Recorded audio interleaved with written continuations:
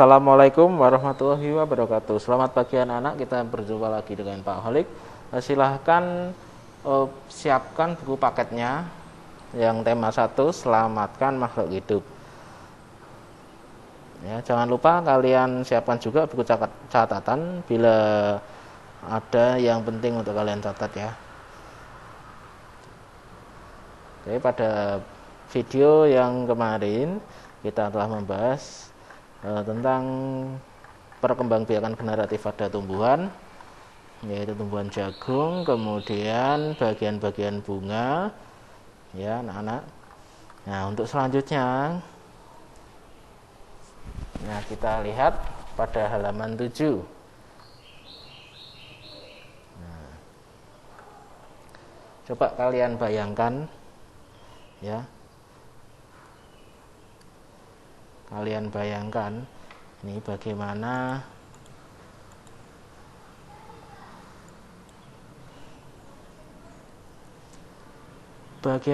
jika seandainya tumbuhan tidak berkembang biak, apa yang akan terjadi? Jika tumbuhan tidak berkembang biak, apa yang akan terjadi?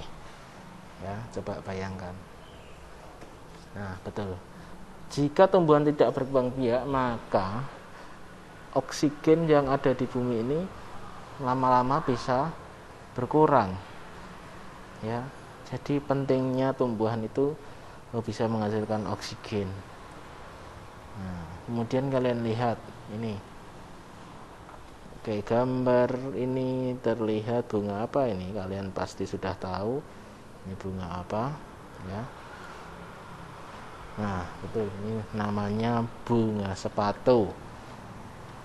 Ya, di Indonesia dan negara tetangga-tetangga itu memiliki bunga yang cantik karena kondisi geografisnya hampir sama, sehingga bunga yang tumbuh itu tidak jauh berbeda jenisnya. Nah, pada ini itu bunga sepatu. Nah, tumbuh di negara Indonesia dan Malaysia. Bunga ini dapat digunakan sebagai pewarna alami. Nah, sedangkan kalau di Malaysia bunga sepatu itu dinamakan bunga raya dan di sana itu merupakan bunga nasional. Nah, kalau ini bunga apa coba? Ya, betul sekali. Ini itu bunga Kamboja. Nah, bunga Kamboja, kalau kalian pernah melihat tari Bali itu yang di bunga yang diselipkan di telinga, nah itu bunga Kamboja. Biasa digunakan dalam perlengkapan tari di Bali. Nah, bunga Kamboja atau bisa disebut dengan dor campa, dapat ditemukan di Indonesia dan Laos. Nah, di negara tersebut bunga ini digunakan untuk dekorasi, upacara keagamaan, dan penyambutan tamu. Gitu ya. Nah, kita selanjutnya halaman 8. Malaysia, Laos, dan Indonesia hidup secara berdampingan. Meskipun mereka berbeda negara, tapi ketiga negara tersebut memiliki persamaan dalam kehidupan sosial dan budaya. Nah, masih banyak lagi negara lainnya yang memiliki kesamaan. Oleh sebab itu, mereka menggabungkan diri dalam sebuah organisasi yang bernama ASEAN, yaitu Persatuan Negara-negara se-Asia Tenggara. Nah, berikut adalah anggota ke-10 anggota ASEAN yang jumlahnya ada 10. Nah, coba ini bisa dilihat. Ada Myanmar, kemudian Thailand, kemudian Kamboja, Singapura, Indonesia, Brunei Darussalam, Malaysia, Filipina, Vietnam, dan Laos. Nah, negara-negara ini ada di kawasan Asia Tenggara. Ya. maka mereka menggabungkan atau membentuk organisasi yang disebut ASEAN.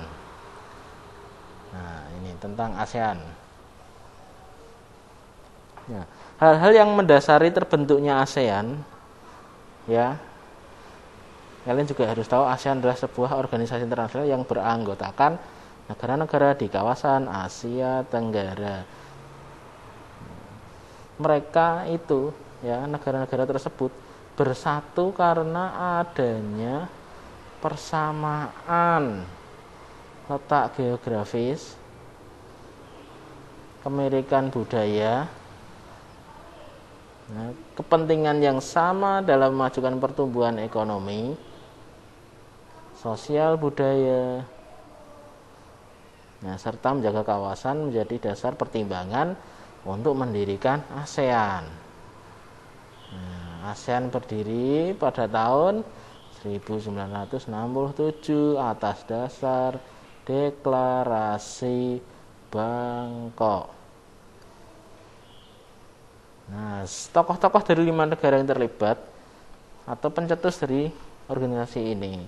Nah, negara-negara 5 negara tersebut antara lain, ya, yang menjadi pendiri ASEAN 5 negara itu pada tahun ini itu Indonesia, Malaysia, Thailand, Singapura, dan Filipina. Nah, 5 negara ini menjadi negara yang mendirikan ASEAN. Perwakilan-perwakilan atau utusan dari negara-negara tersebut dan sekaligus merupakan tokoh-tokoh pendiri ASEAN adalah ada Malik ini dari Indonesia, kemudian Tun Abdul Razak dari Malaysia, kemudian Tanat Koman dari Thailand, Esra Jaratnam dari Singapura, Narcisco Ramos dari Filipina. Nah, ASEAN itu memberikan manfaat bagi semua anggotanya dalam berbagai bidang seperti bentuk kerjasama yang dikembangkan untuk memajukan kesejahteraan anggotanya. Nah, kerjasama di bidang ekonomi, sosial, budaya, serta politik untuk kemajuan semua anggota. Manfaat yang dirasakan, ya, semakin banyak negara yang kemudian bergabung dengan anggota ini yang awalnya 5 menjadi 10.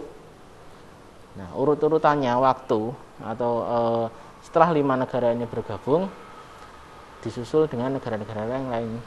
Yang pertama, 5 negara itu mendirikan ASEAN pada tanggal 8 Agustus 1967. Otomatis mereka menjadi anggota pada saat awal berdirinya ASEAN. Kemudian pada tanggal 7 Januari 1984 Brunei Darussalam bergabung dengan ASEAN. Dan selanjutnya pada tanggal 28 Juli 1995 Vietnam bergabung dengan ASEAN. Lalu pada tanggal 23 Juli 1997 Laos dan Myanmar bergabung ke ASEAN. Dan yang terakhir Kamboja bergabung pada tanggal 30 April 1999.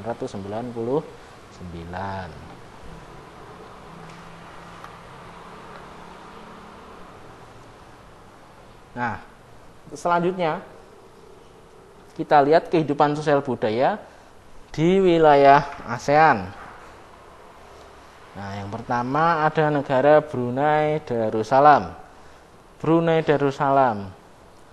Di sana ada sebuah kampung yang sangat terkenal karena terkenal dengan sebutan desa terapung, yaitu disebut Kampung Ayer. Nah, Kampung Ayer ini sempat menjadi pusat pemerintahan di Brunei Darussalam. Nah, saat ini banyak penduduknya yang memiliki perahu pribadi yang disimpan di bawah rumah apung mereka, karena itu disebut desa terapung. Budaya Brunei Darussalam banyak dipengaruhi oleh ajaran Islam. Mayoritas penduduknya adalah orang Melayu. Kata Brunei berasal dari kata nah baru yang diucapkan oleh Awang ala Betatar, penemu negara ini. Darussalam berarti tempat yang damai atau rumah keamanan ya. Jadi artinya Darussalam itu tempat yang damai atau rumah keamanan. Nah, dalam percakapan menunjukkan jari telunjuk dianggap kasar kalau di daerah Brunei. Kalau di negara Brunei Darussalam ya, ketika kita bercakap-cakap atau berbicara dengan menunjukkan jari telunjuk ya, menunjuk-nunjuk, nah itu di sana dianggap kasar atau ya kalau di sini itu saru, tidak baik. Nah, secara tradisional orang Brunei tidak berjabat tangan dengan lawan jenis. Jadi di sana itu tidak berjabat tangan dengan lawan jenis, misalnya laki-laki dengan perempuan mereka tidak berjabat tangan. Ya, melepas sepatu adalah kebiasaan orang Brunei sebelum masuki rumah. Di sana itu kebiasaannya ketika masukin rumah, alas kaki sepatu mereka dilepas. Nah, itulah kehidupan sedikit tentang sosial budaya di daerah di negara Brunei Darussalam. Kemudian yang kedua, negara Malaysia. Nah, di Malaysia ada yang terkenal dengan nama patung Dewa Murungga. Ya, patung yang berukuran atau tingginya 42,7 meter. Patung ini terletak di daerah Batu Caves, gua yang merupakan salah satu kuil Hindu di luar India yang paling populer. Nah, yang didedikasikan untuk Dewa Murungga.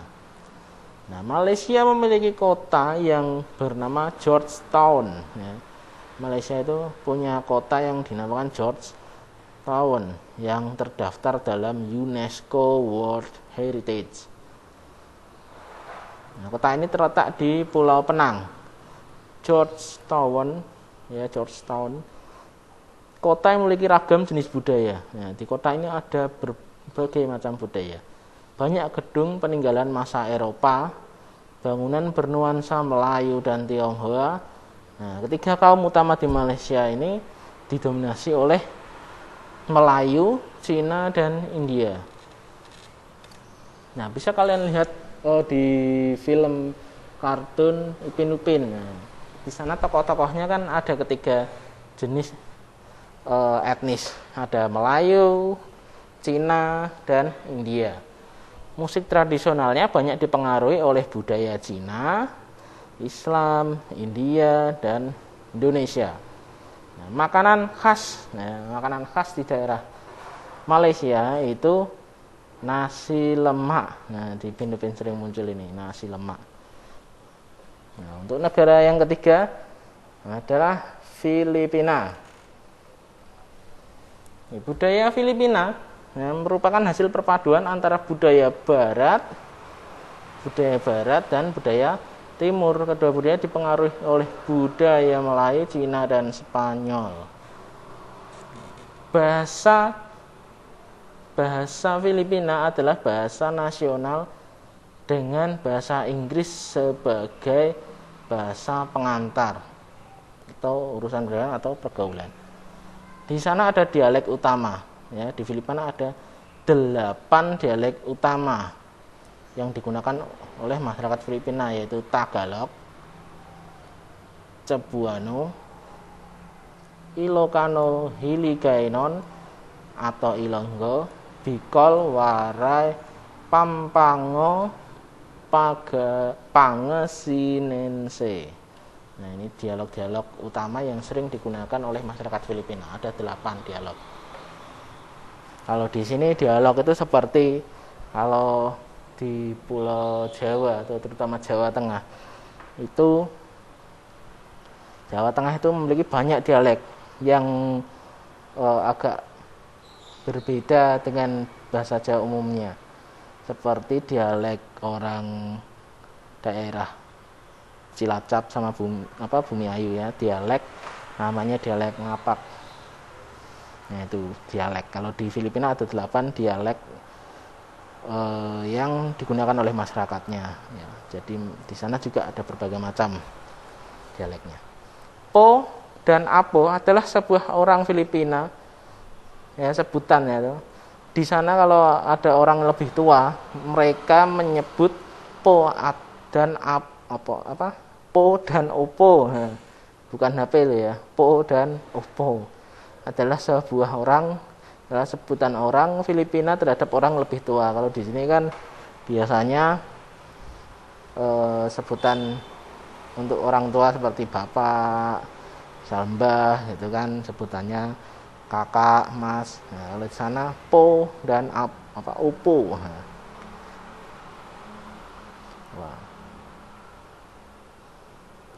Mereka memanggil dengan menggunakan kata-kata seperti kuya, ate, manong, dan manang, yang menunjukkan rasa penghormatan. Kuya ya, dihormati ya. Ya, untuk menunjukkan rasa penghormatan, mereka menggunakan kata-kata kuya, ate, manong, manang, yang menunjukkan rasa penghormatan. Jabat tangan adalah bentuk salam yang paling sering dijumpai di Filipina, itu jabat tangan.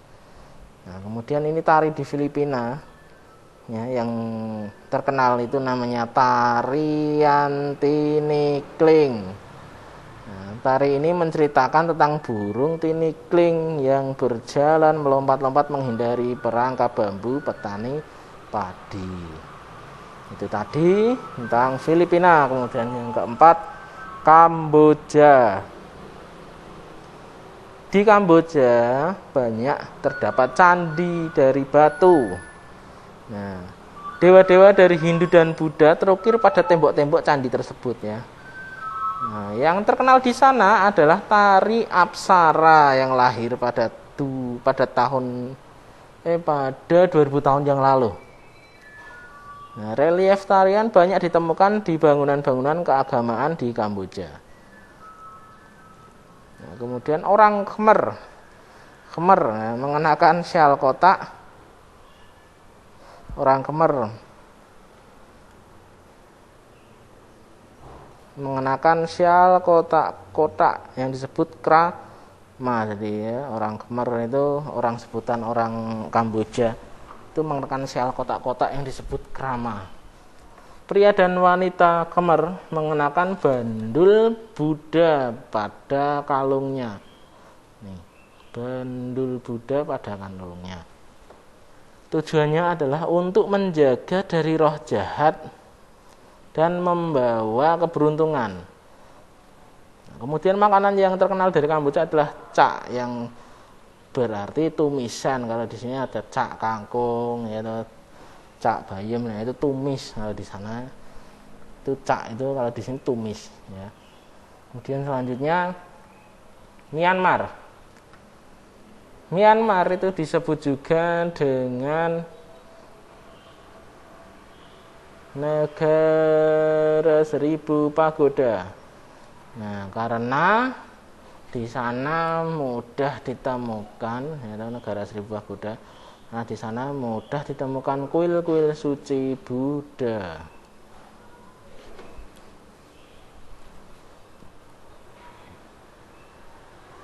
Mayoritas penduduk Myanmar itu keturunan Tibet. Bahasa yang digunakan adalah bahasa Burma. Kemudian pakaian tradisional Myanmar yang disebut Longyi. Nah, pakaian tradisional di Myanmar itu disebut Longyi. Kalau di sini itu mirip sarung. Nah, di sini sarung ya, dan Longyi itu mirip sarung. Nah, seperti ini. Ini yang dikenakan ini ya. Karena disebut Longyi. Bahannya dari kain katun. Ya, dipakai dari perut hingga betis. Nah, ini itu mirip sarung. Dikenakan pria dewasa, anak-anak, dan wanita. Negara selanjutnya adalah Vietnam. Ya, Vietnam terkenal dengan permainannya menangkap jangkrik dengan mata tertutup. Ya, itulah tradisional anak Vietnam. Seperti ini permainannya. Ini namanya permainan menangkap jangkrik kalau di Vietnam. Nah, anak yang di tengah ini ditutup matanya, ya, menangkap salah satu teman dan menebak namanya. Jadi nanti yang di tengah ini menangkap salah satu temannya, terus ditebak namanya siapa. Kemudian Vietnam terkenal baju khasnya yang disebut áo dai. Kemudian juga topi caping, ya, banyak ditemukan di sana. Orang Vietnam gemar duduk di dingklek, yaitu kursi yang sangat pendek. Nah, kalau di Jawa juga sama, ada kayak dipan itu yang kecil untuk biasanya di dapur, ya, dari kayu ini. Nah, ini ada kakinya gini. Nah, ini biasanya di dapur. Ini namanya juga dingklek kalau di Jawa. Sana ternyata juga sama, namanya dingklek. Nah, bukan hanya untuk makan, bahkan dingklek itu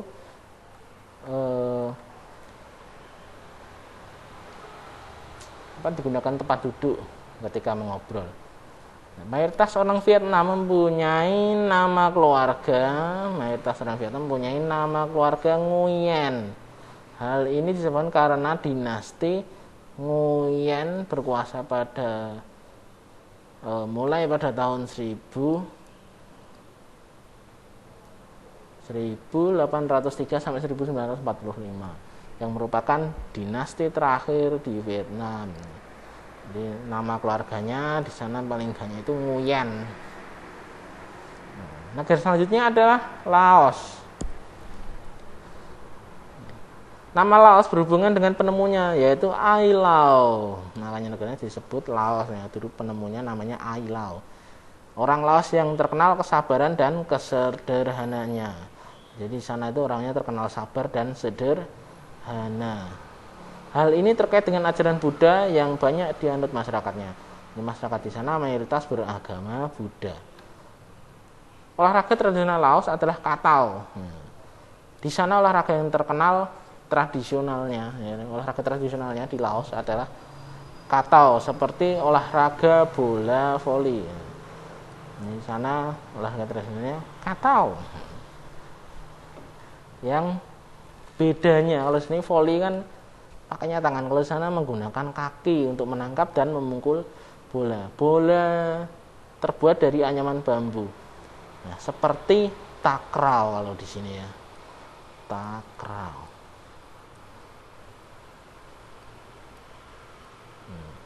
Kalau di sini seperti takraw, sepak takraw.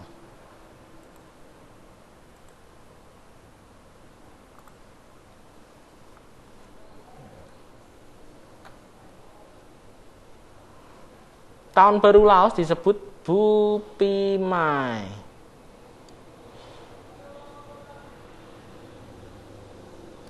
Nah, semua penduduk membersihkan rumah, mengenakan pakaian baru, dan mencuci patung-patung Buddha. Jadi tahun baru Laos itu disebut Bun Pi Mai. Makanan utama Laos adalah nasi atau beras ketan yang dimakan langsung dengan tangan. Orang Laos menyebutnya Lu Khao Niao, yang artinya anak turun nasi ketan. Nah, di sana itu menyebut dirinya, orang Laos itu menyebut dirinya Lu Khao Niao, yang artinya anak turun nasi ketan, karena mereka sering memakan beras ketan yang dimakan langsung dengan tangan, tidak pakai sendok. Upacara sakral pemberian sedekah atau dikenal dengan saibat, merupakan upacara di Laos. Para biksu membawa bakul kecil mengitari sebagian kecil kota untuk menerima sedekah dari penduduk setempat yang mayoritas beragama Buddha. Nah, itu tadi negara Laos. Kemudian Singapura. Singapura memiliki lambang negara. Lambang negara pernah lihat ini tuh, namanya Merlion, patung Merlion. Nah, patung Merlion ini adalah patung berkepala singa tapi badannya ikan. Nah, ini kepalanya itu singa, ini badannya ikan.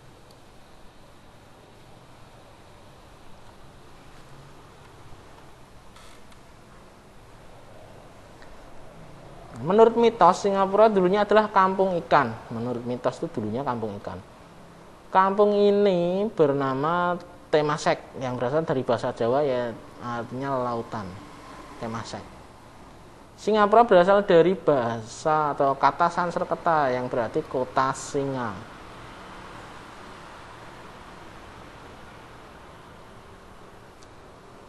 Penduduk Singa berasal dari Cina, Melayu, India, Eropa. Ya, ini penduduk yang mendiami Singapura. Kaum Baba adalah sebutan dari keturunan Cina Melayu. Di sana itu keturunan Cina Melayu disebut kaum Baba. Singapura punya 4 bahasa resmi, yaitu Melayu, Mandarin, Inggris, dan Tamil. Masyarakat Singapura memiliki budaya jalan kaki. Ya, di sana itu jalan kaki sudah budaya. Sekitar 80% masyarakatnya memilih untuk berjalan kaki kemana-mana. Nah, hal ini disebabkan harga kendaraan mobil dan bahan bakar itu mahal. Kepiting cabai adalah makanan yang sangat digemari oleh masyarakat Singapura. Ini kepiting cabai. Kemudian selanjutnya negara Thailand. Thailand ini adalah negara satu-satunya yang tidak pernah dijajah. Nah, bangsa Eropa, ini namanya Thailand. Thailand dalam bahasa Thai adalah Phrat Thai, yang artinya tanah kebebasan.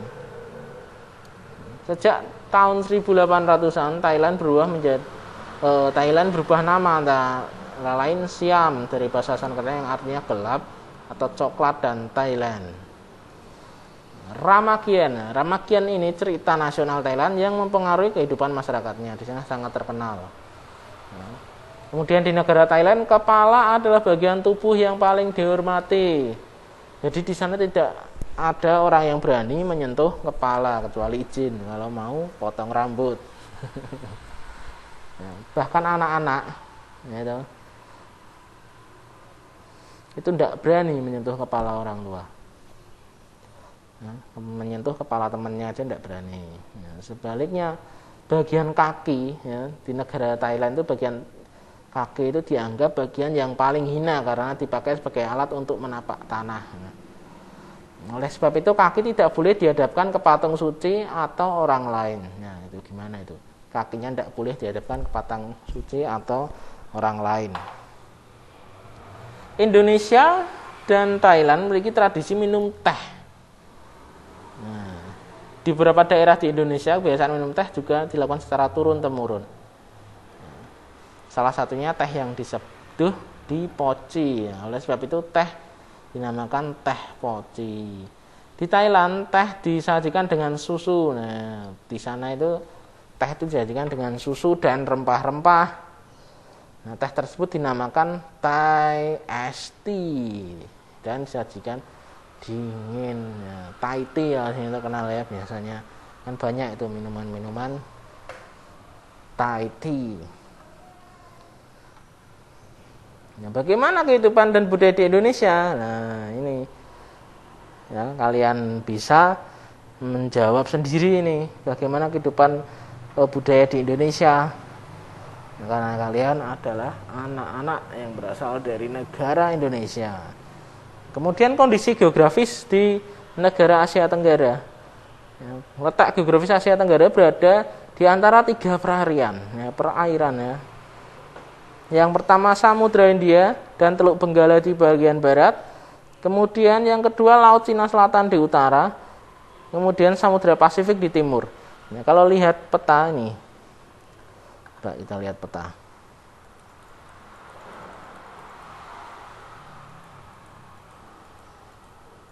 Nah, nih sini ya. Di bagian barat itu ada Samudra Hindia dan Teluk Benggala. Bagian utara itu ada Samudra Pasifik dan Laut Cina Selatan. Kemudian di bagian selatan ada Samudra Hindia juga.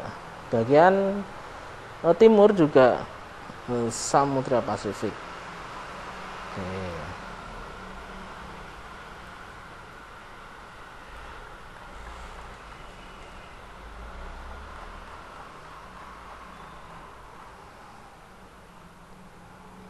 Wilayah Asia Tenggara dibagi menjadi 2 dataran, yaitu daratan yang berbentuk semenanjung.